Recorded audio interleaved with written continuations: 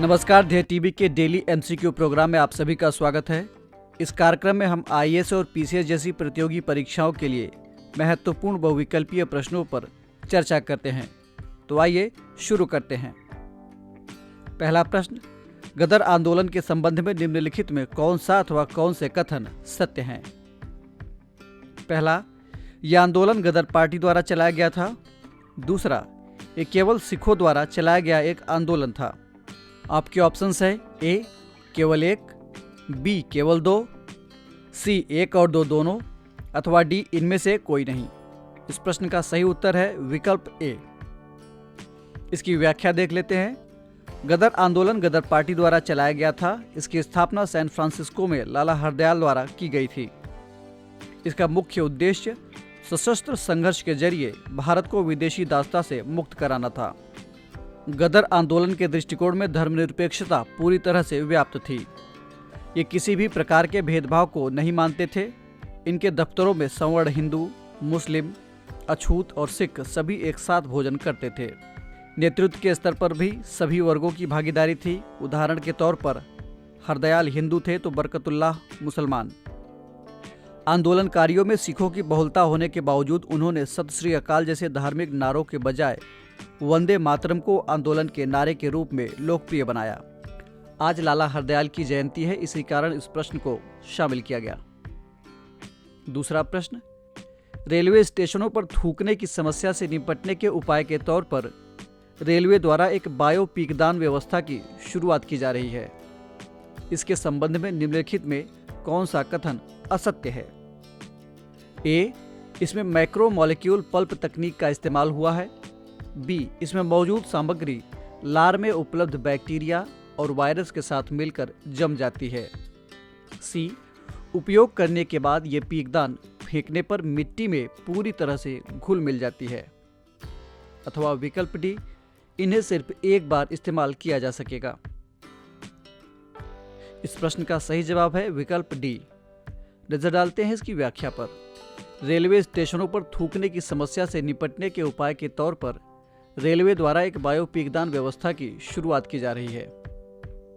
इस बायो पीकदान में macro molecule pulp तकनीक का इस्तेमाल हुआ है। इसमें एक ऐसी सामग्री है जो लार में मौजूद बैक्टीरिया और वायरस के साथ मिलकर जम जाती है, यानी बायोडिग्रेडेबल पाउच थूक को अवशोषित कर उन्हें ठोस में बदल देते हैं। एक बार उपयोग करने के बाद जब इन पाउचों को मिट्टी में फेंका जाता है तो ये पूरी तरह से घुल मिल जाते हैं और इससे पौधे की वृद्धि को बढ़ावा मिलता है। इन बायोडिग्रेडेबल पाउच को 15 से 20 बार इस्तेमाल किया जा सकता है। बढ़ते हैं तीसरे प्रश्न की ओर। हाल ही में किस राज्य के पुलिस द्वारा तेजस्विनी पहल की शुरुआत की गई है? आपके विकल्प हैं ए उत्तर प्रदेश, बी हरियाणा, सी दिल्ली, अथवा डी आंध्र प्रदेश। इस प्रश्न का सही उत्तर है विकल्प सी। इसकी व्याख्या देख लेते हैं। तेजस्विनी पहल दिल्ली पुलिस द्वारा शुरू किया गया एक पहल है। इसे दिल्ली के उत्तर पश्चिम जिले में महिला सुरक्षा के लिहाज से चलाया जा रहा है। इसका उद्देश्य समाज के सभी वर्गों की महिलाओं और वरिष्ठ नागरिकों तक पहुंचना और महिलाओं एवं बच्चों के अधिकारों और सम्मान की रक्षा करना है। हाल ही में दिल्ली पुलिस ने अपनी समीक्षा में पाया कि तेजस्विनी पहल के सकारात्मक नतीजे आए हैं और इलाके में कानून व्यवस्था की स्थिति में सुधार हुआ है। बढ़ते हैं चौथे प्रश्न की ओर। हाल ही में समाचार पत्रों की सुर्खियों में रही लूखा नदी निम्नलिखित में से किस राज्य में बहती है? आपके ऑप्शंस है ए पंजाब, बी मेघालय, सी कर्नाटका, अथवा डी केरल। इस प्रश्न का सही उत्तर है विकल्प बी। इसकी व्याख्या देख लेते हैं। लूखा नदी मेघालय के पूर्वी जयंतिया हिल्स जिले में बहती है।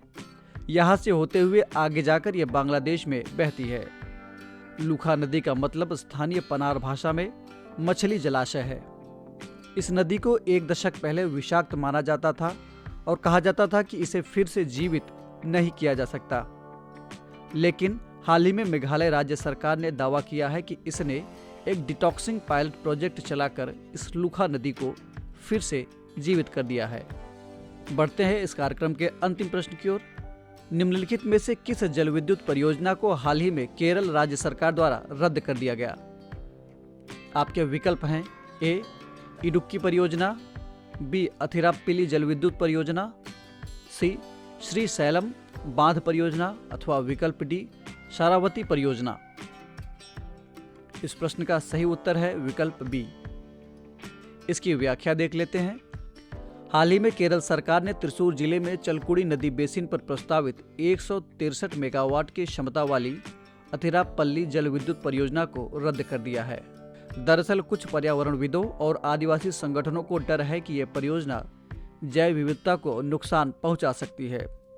साथ ही ये परियोजना राज्य के एकमात्र नदी जंगल में निर्माणाधीन है। इसी वजह से इसका विरोध किया जा रहा है। इस विरोध के मद्देनजर केरल सरकार ने इसे रद्द करने का फैसला लिया है।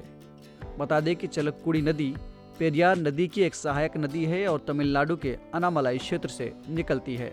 तो ये था आज का डेली एमसीक्यू कार्यक्रम। आपको ये कार्यक्रम कैसा लगा कमेंट करके हमें ज़रूर बताइएगा। साथ ही अगर आपके कुछ सुझाव हो तो वो भी बताइएगा। हमें ये भी बताइएगा कि आपके 5 में से कितने प्रश्न सही हुए। अगर आपको कार्यक्रम पसंद आया हो तो इसे लाइक, सब्सक्राइब और शेयर करना ना भूलें। हम फिर मिलेंगे एक नए कार्यक्रम के साथ। तब तक के लिए इजाज़त दीजिए। नमस्कार।